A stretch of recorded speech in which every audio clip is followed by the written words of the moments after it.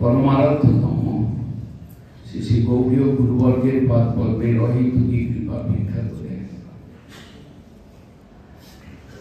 गौतम धामस्थ श्री श्रीमद् भक्ति सिद्धांत सरस्वती गौड़ीय मठे সেই মঠের সেবাধ্যক্ষ প্রধান সেবক गुरु सेवानिष्ठ धाम सेवानिष्ठ धामवासी सेवानिष्ठ श्रीपाद परम पूजनीय श्रीपाद भक्ति आशय आश्रम महाराजेर বিরহ उत्सव आसरे तार गुणेर कथा साधुदेर मुखे श्रवण करे एवं निजेও स्मरण करे किछु बोलबार प्रयास करছি।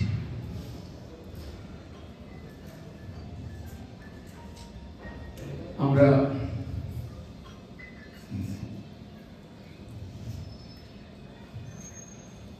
বিভিন্ন শাস্ত্রেতে মহাজনদের শ্রীমুখে এবং সচিদানন্দ ভক্তিবিনোদ ঠাকুরের লেখনী বা তৎপূর্বে বৈষ্ণব কবি ছিল নরোত্তম দাস ঠাকুরের লেখনীতে আমরা বৈষ্ণব মহিমা বা বৈষ্ণব তত্ত্ব এবং বৈষ্ণব সেবার মহিমা যা কিছু শুনে থাকি আমাদের মতো অনর্থগ্রস্ত জীবে ঠিকভাবে বৈষ্ণব সম্মান বৈষ্ণব সেবা করা কঠিন হয়ে যায়। তথাপি যোগ্যতার অনুরূপে আমরা প্রত্যেকেই বৈষ্ণব দর্শন বৈষ্ণব সেবা এবং বৈষ্ণব কৃপাকাঙ্ক্ষা করে থাকি। শ্রী ঠাকুর ভক্তিবিনোদ বলেছেন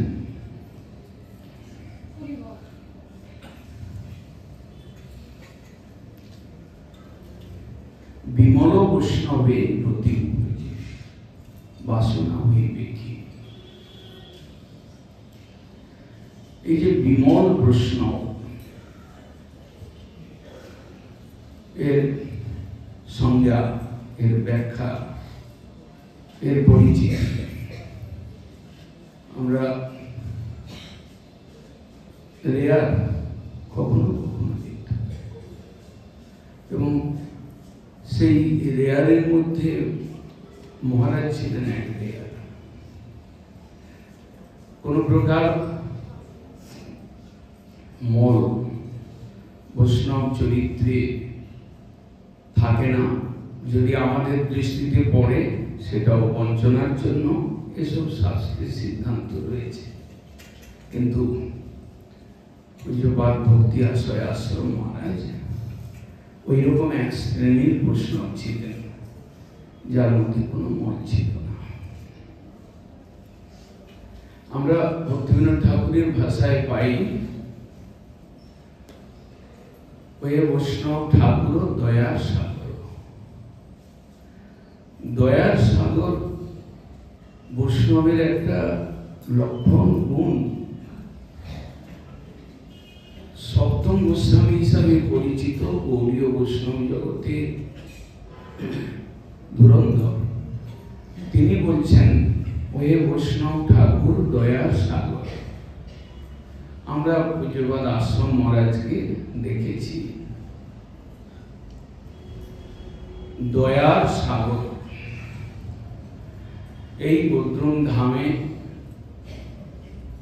তিনি যখন সেবা পেলেন তার পূর্বে আমরা প্রয়াগরাজ তীর্থে তার সেবা প্রায় 30 বছর কাল এবং যখন আমাদের মঠবাস জীবন শুরু হয় সেই শুরু কালে তার দর্শন তার সেবা দর্শন তার সেবা বৈভব আমরা দেখেছি। তখন কার যে অনুভব আজকের অনুভব অনেকটাই ভিন্ন, কিন্তু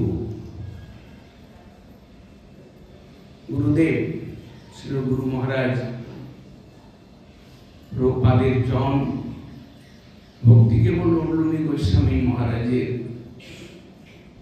ব্যবহার বা তার শ্রীমুখে যেটা শুনলাম, যেটা জানলাম, সেটা এক অদ্ভুত। উল্লুমি গোস্বামী মহারাজ তিনি শেষের দিকে বৃন্দাবনে কার্তিক ব্রত করবার জন্য সবসময় যেতেন, কিন্তু শেষের দিকে কয়েক বছর যাবৎ যাওয়া বন্ধ করলেন এবং সেই বৃন্দাবনের যে রিপ্লেসমেন্ট সেটা এলাহাবাদ মঠ হলো। তার কারণ কি? কারণ বৈষ্ণবদের মুখে শুনতে শুনতে পূজ্যপাদ আশ্রম মহারাজের সেবাদর্শ দেখতে দেখতে পরে বুঝতে পারলাম যে রূপ গৌড়ীয় মঠ এলাহাবাদ ছিল ভক্তি সিদ্ধান্ত সরস্বতী গোস্বামী প্রভুপাদ প্রতিষ্ঠিত।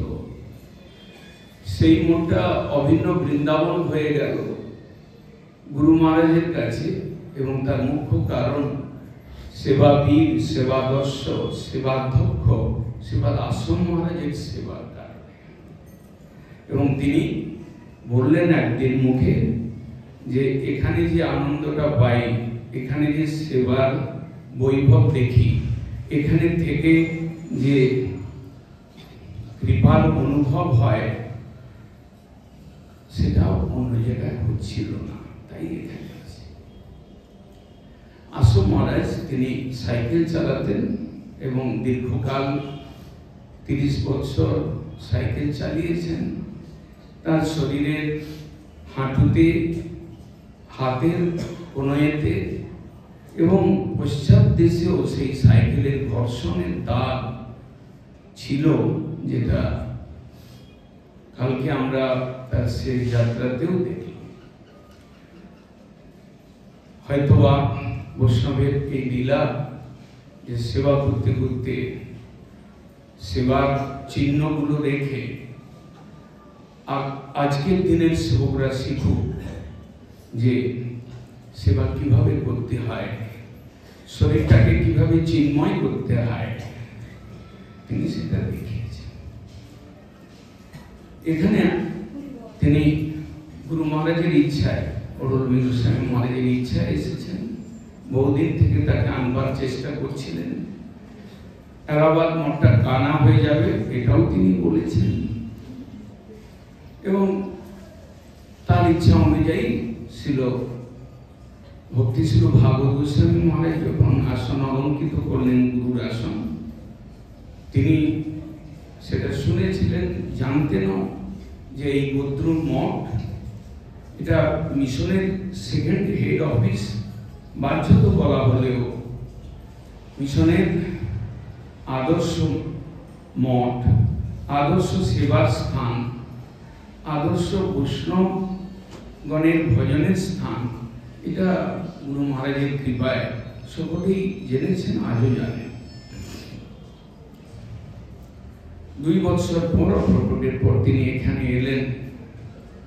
কিভাবে এলেন? তাকে বলা হলো যে তুমি শীঘ্র আসো, একটা মিটিং আছে, তোমার বিশেষ আসা দরকার। উনি একটা কাপড় গামছা নিয়ে একটা পুটলি নিয়ে এসেছিলেন। আচার্যপাদ তাকে আর ফিরে যেতে দেন নাই, যে তোমার যা কিছু জিনিস লাগবে তোমাকে গদ্রুম মঠের হাল ধরতে হবে। এবং সেই আনুগত্য ওনার ছিল, যেটা আচার্যপাদ বুঝেছিলেন, যেটা বললেও কোনো নির্দ্বিধায় ও চলে আসবে, তাই গদ্রুমে সেইভাবেই এসেছে।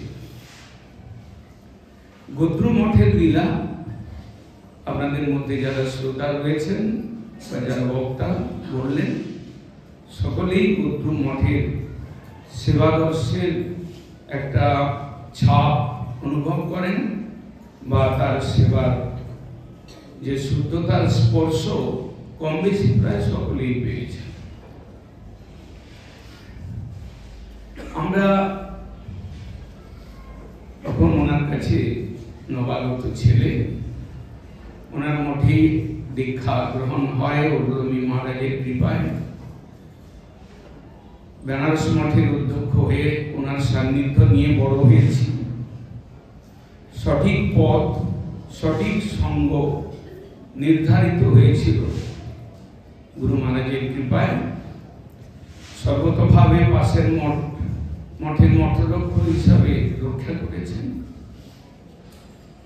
এবং যখন সেক্রেটারি অফিসে এলাম তখনও উৎসাহ প্রদান বা সেক্রেটারি অফিসের গরিমা বা গৌরব বা আদেশ এগুলো রক্ষণ বিষয়ে মহারাজ ছিলেন পারফেক্ট।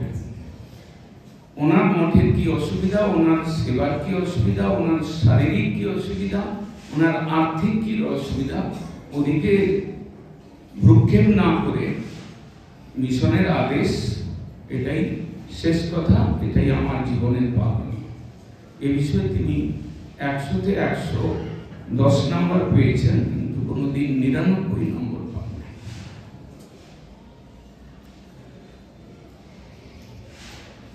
তিনি গুরু মহারাজ যে ব্যবস্থা করেছেন, প্রত্যেক দিন বড় বাটিতে পারস, ভাজি তরকারি এক্সট্রা দিয়ে দুপুরবেলা বাল্যভোগ, মালপা ভোগ, বাল্যভোগে মালপা লাগবে, রসগোল্লা গরুর দুধ দিয়ে তৈরি করতে হবে এবং 4 টাইম দিতে হবে, 5 টাইম দিতে হবে। মানে একটা রসগোল্লার ফ্যাক্টরি গদ্রু মঠে মিনি ফ্যাক্টরি তৈরি হয়েছিল, তেমনি গরু তেমনি রসগোল্লা বানাবার সেবক বা ভাজি বা যা কিছু নিয়ম। যখন আমি সেক্রেটারি হলাম, সেবকের অসুবিধা বুঝলাম, তখন একদিন মহারাজকে বললাম যে গুরু মহারাজ যে ব্যবস্থা করেছেন আপনি নিষ্ঠা করে পালন করছেন, এটা খুব ভালো, কিন্তু আমি গুরু মহারাজকে দেখেছি, ভাগবত গোস্বামী মহারাজকে দেখেছি। উনি একদিন কুরুক্ষেত্র মঠে, আমি যখন সেবক ছিলাম, উনি সেবকের অসুবিধা, একদিন ভোগে আলুটা ভেজেছে পুড়িয়ে দিয়েছে। তো মঠাধ্যক্ষকে ডেকে বললেন, আচ্ছা এই 50 রকমের করার কি দরকার, আমরা সাধু, একটা লাভা, একটা রসা, একটা শাক, একটা ডাল, এই দিয়ে ভোগ করে কি ভোগ ঠাকুর কি সন্তুষ্ট হবেন না? তো দুজনের বিচার এইরকম ছিল। ভক্তি কেবল লৌলমী মহারাজ প্রেমের ভূমিকায়, যেটা নিজের চোখে দেখেছি, 50-এর ঊর্ধ্ব বাল্যভোগের প্রকার, এবং নিজের হাতে তিনি অল্প কণিকা দিয়েছিলেন, সেসব অনুভব করেছি। তিনি নিজে কিছু খেতে পারতেন না, কিন্তু প্রত্যেকটা আইটেমকে হাত দিয়ে স্পর্শ করে গদ্দুমবিহারীর প্রসাদ রূপে সেটা তৃপ্তি পেতেন, যেন স্পর্শ করে আনন্দ পেতেন। তার একটা বিচার এবং ভাগবত গোস্বামী মহারাজের একটা বিচার, সেই দুটো বিচার দেখে যখন তারা দুজনেই চলে গেছেন, আমি সেক্রেটারি এবং ভক্তি শ্রী পরিব্রাজ গোস্বামী মহারাজ আচার্য লীলা করছেন, আমি একদিন বললাম মহারাজকে, পারসের অন্ন গোবিন্দভোগ চাল প্রচুর খরচা, একটু কমিয়ে দিন, বাটিটা একটু ছোট করুন। আর এই যে রসগোল্লা, গরু রাখা যাচ্ছে না, গরু কমে যাচ্ছে, গরুর সেবক ব্রহ্মচারীরা সেবা করছে না, এই রসগোল্লাটা 5 বারকে 3 বার কমিয়ে দিয়ে 2 বার দিন, দুপুরে আর রাত্রে। মহারাজ বললেন, আমি মারা যাওয়ার পর এই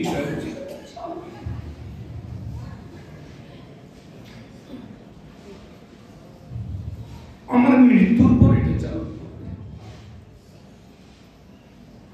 বুঝলাম যে গুরু প্রতি নিষ্ঠা সে বলেছে। এখানে মঠ তৈরি হচ্ছে, আমি সেক্রেটারি। মন্দিরটা ভাঙা হলো, নাট্য মন্দিরটা ছোট ছিল, 8 ভাগের 1 ভাগ, সবকিছু ভাঙলে তৈরি। দেখলাম বাগানের দিকে একটা বিরাট পর্বতের মতো স্তূপ হয়ে গেল, রাবিশ। মহারাজকে জিজ্ঞাসা করলাম, এই রাবিশগুলো তো বিক্রি করলে কিছু পয়সা পেতে না? বললেন, এর একটা দানা আমি মঠের বাইরে যেতে দেবো না।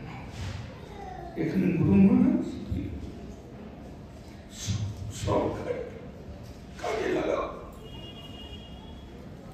ঠিক তাই হলো, প্রত্যেকটা রাবিজকে এমনভাবে কাজে লাগিয়ে জমিটাকে উঁচু করলেন, ভিত্তি, বিল্ডিং এর ভিত্তি হিসাবে ব্যবহার করলেন।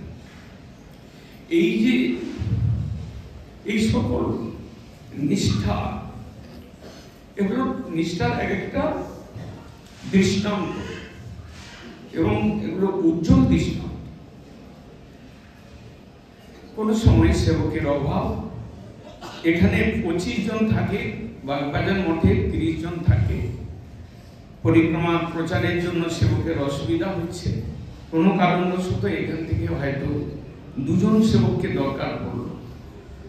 আমি বললাম মহারাজকে বুঝিয়ে যে একটু আপনি এই সেবক ছাড়া আর এটাকেও একটু দিন। উনি নির্দ্বিধায় পাঠিয়ে দিলেন। এখানে সেবা আমি চালিয়ে নেব আমি যতক্ষণ। গুরু মহারাজ প্রত্যেক তিথিতে যে তিথিগুলো পালন করতেন এবং গোত্রম পরিক্রমা করতেন, কখনো দেখা গেছে যে হয়তো 8-10 জন সঙ্গে আছে, উনি কিন্তু চলছেন, রিক্সায় বসে হলে, ঠেলায় বসে হলে চলছেন। গুরু মহারাজের নিয়মকে বেঁচে থাকতে কোনোদিন শুনতে। অন্যান্য গৌড়ীয় মঠের শাখা মঠে, আমাদের যে শাখা মঠ, কোন একটা পার্শ্বদগণের তিথি বা গুরুবর্গের তিথি পালিত কোনো মঠে হয়, কোনো মঠে নামমাত্র হয়। কিন্তু এখানে উনি যে কয়জন সেবক থাকবেন, ঠিক 9টার সময় এসে কীর্তন জয় বন্দনা দিয়ে শুরু করতে হবে, সেই তিথিগুলোকে পালন করবে। এইসব সেবার বৈভব, সেবার বিলাস আজকে আপনারা যেটা দেখছেন, মিশনকে নিশ্চিন্ত করে এইসব যাত্রীদের থাকার, বৈষ্ণবদের থাকার ঘর, এবং আজকের দিনের চাহিদা অনুযায়ী প্রত্যেকটা ঘরে সন্ন্যাসীদের কিভাবে ল্যাট্রিন মাধ্যমে অ্যাটাচ ঘর দেওয়া যায়, তার জন্য যে কোথা থেকে কি বুদ্ধি বের করেছেন। টাকা তো একটু আগেই মহারাজের মুখে শুনলেন, আমিও কারো বৈষ্ণবের মুখে শুনেছি যে আশ্রম মহারাজ হচ্ছেন মিশনের লক্ষ্মী। আর আমরা দেখেছি কলমের ঊর্ধ্বে পয়সা, কলমের লেখার মধ্যে যে পয়সা রয়েছে, নতুবা এত বড় একটা বিরাট বৈভব বানিয়ে যাওয়া, শেষ পর্যন্ত যা কিছু ফিক্স করেছিলেন সেগুলো খরচা করে এই প্রসাদী হলের বেসমেন্টটাকে তৈরি করেই ছাড়লেন।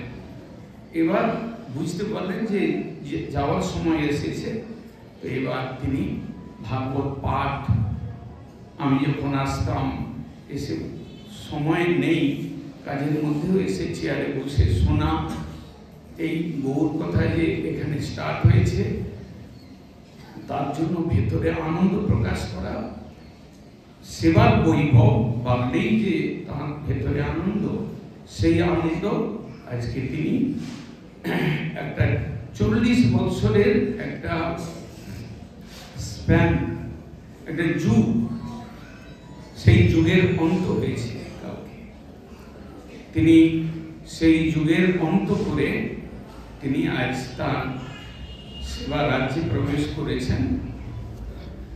আমি এক অধম, তার দ্বারা শাসন পেয়েছি, শিক্ষা পেয়েছি এবং তার দ্বারাই মঠবাস জীবনে উন্নতি করেছি। তিনি যে কতটা স্নেহ করতেন তার প্রমাণ যে আমি আমার প্রচার প্রোগ্রাম করে আমি কলকাতায় ফিরেছি, উনি তারপর 4-5 ঘন্টা পরে অন্তর্ধান লীলা প্রকাশ করেছে, যাতে ওর ঠিক ওর কোনো কাজের অসুবিধা না হয়, ও যেন এখানে আসতে পারে, ও থাকলেই আমার কাজ সুষ্ঠুভাবে হবে। তাই উনি এর আগে আশ্রম মহারাজ, সাগর মহারাজ এবং পর্বত মহারাজ এখানেই অপ্রকট লীলা করেছেন এবং তাদের সেবা জন্য দৌড়ে আসা এগুলো দেখেছেন। তাই উনি আশা করেছিলেন যে, তাই জিজ্ঞাসা করেন যে সন্ন্যাসী মহারাজ এখন কোথায় আছে। ঠিক উনি কায়দা করে এর আগেও যায় যা অবস্থা, আবার আমি এসেছি দেখতে, উনি আমার পাশে চেয়ার নিয়ে, হুইল চেয়ার নিয়ে বসে কীর্তন শুনছেন, পাঠ শুনছেন। এই হয়তো বা 10-15 দিন আগের কথা। কিন্তু বৈষ্ণবের ক্রিয়ামন্ডা বিজ্ঞত বুঝতে পারে না। একটা কথা, এই যে তার অন্তিম ক্রিয়ায় সুযোগ দেওয়া, এটা হচ্ছে তার স্নেহ এবং অন্তরের স্নেহ বলে এই সেবার সুযোগটা দিয়েছেন। আমি যাতে পবিত্র হতে পারি, আমি যাতে বৈষ্ণব সেবা করে ধন্য হতে পারি, সেই সুযোগটা দিয়েছেন। তার জন্য ওনার চরণে কোটি কোটি প্রণাম জানাই। আমরা চৈতন্য চরিতামৃতের যে অন্তর্ভাগে হরিদাস ঠাকুরের নির্যাত শুনেছি। আমার একটা কথা মনে পড়ছে যে মহাপ্রভু যখন সবকিছু কাজ করে সিংহর দ্বারে ভিক্ষা করে যখন উৎসব করলেন, তখন শেষকালে তিনি বলছেন যে হরিদাসের বিজয় উৎসব যিনি দর্শন করলেন, হরিদাসের সেই যাত্রাতে যিনি অংশগ্রহণ করলেন, হরিদাস ঠাকুরের চিন্ময় দেহে যিনি বালু প্রদান করলেন, এবং বিশেষ করে হরিদাস ঠাকুরের বিরহ মহোৎসবে যিনি প্রসাদ সেবন করলেন, সকলের তৎক্ষণাৎ কৃষ্ণ ভক্তি হবে।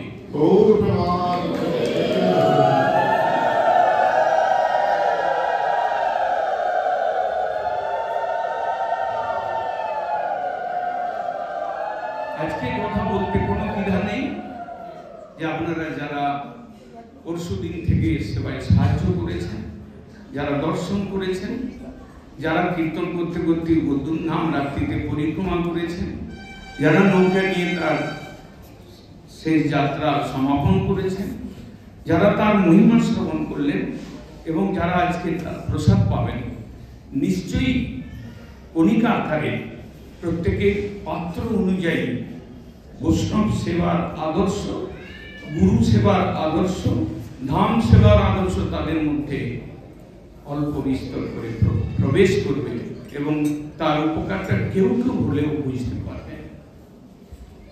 অন্তে আমি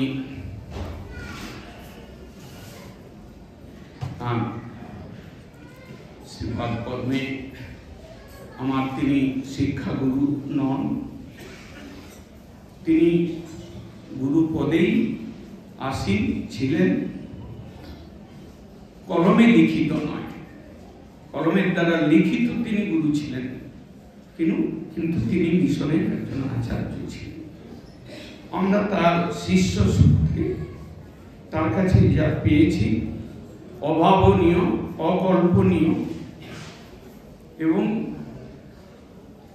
তার থেকে বোঝা যায় যে আজকে একটা মিশনের লগ্ন বা একজন আচার্য খালি হলো, সেই একটা স্তম্ভ চলে গেলেন।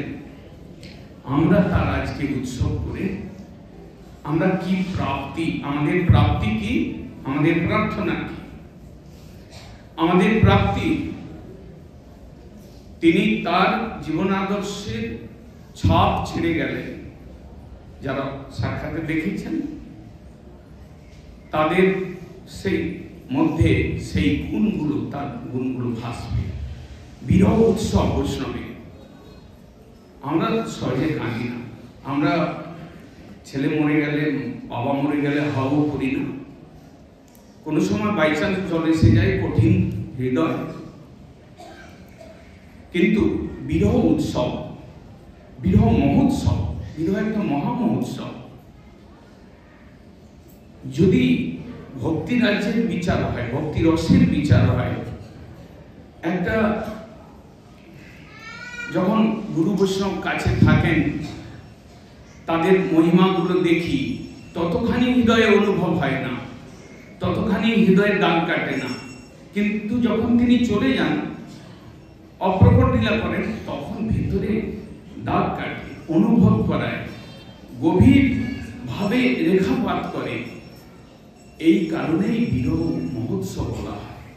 সম্ভোগ রসে যে আনন্দ, বিপ্রলম্ব রসে তার অধিক গাঢ়ত্ব, এটা মহাপ্রভু তার সম্প্রদায়কে ভালোভাবে জানিয়ে গেছেন। আজকে মহারাজ নেই, আজকে তার অনুভবের যে আনন্দ, আজকে তার গুণাবলী শ্রবণে যে আনন্দ, আজকে তার জন্য উৎসবে খরচা করে যে আনন্দ, আজকে আপনাদের সকলকে প্রসাদ পাইয়ে যে আনন্দ, এটাই বিরহ উৎসব। এই বিরহ উৎসব জয়যুক্ত হোক। বাঞ্ছা